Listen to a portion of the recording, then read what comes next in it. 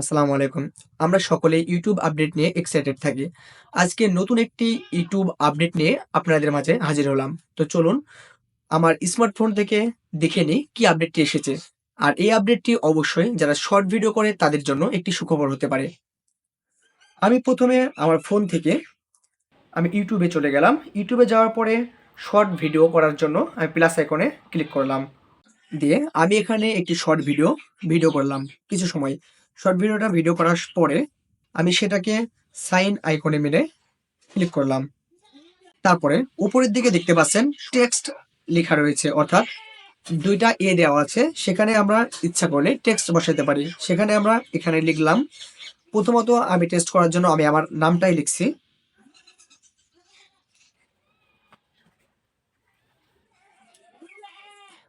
আমার নামটি লেখা হয়ে গেছে। এবার আমরা বাম কর্নারে দেখতে পাচ্ছেন একটি স্পিকার টাইপের ম্যান আছে, তার সামনে একটি ভয়েস টাইপের একটি লোগো দেখতে পাচ্ছেন। সেখানে ক্লিক করবেন এবং এখান থেকে দেখতে পাচ্ছেন ৪ টি অপশন রয়েছে।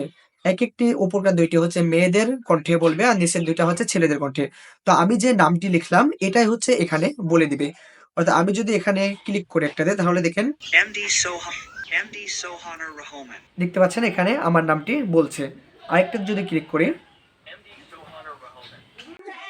আশা করি আপনারা বুঝতে পেরেছেন যে টেক্সটে কি আপডেট ইউটিউব দিয়েছে। আশা করছি এটা বাংলাতেও দেবে। অর্থাৎ ইংরেজিতে এখন পর্যন্ত এটা হচ্ছে, কিন্তু বাংলাতে এখনো হচ্ছে না। আপনারা যারা শর্ট ইউজার রয়েছেন তাদের জন্য ভিডিওটি হেল্পফুল হতে পারে। আমাদের সঙ্গে এতক্ষণ পর্যন্ত থাকার জন্য অসংখ্য ধন্যবাদ। আসসালামু আলাইকুম।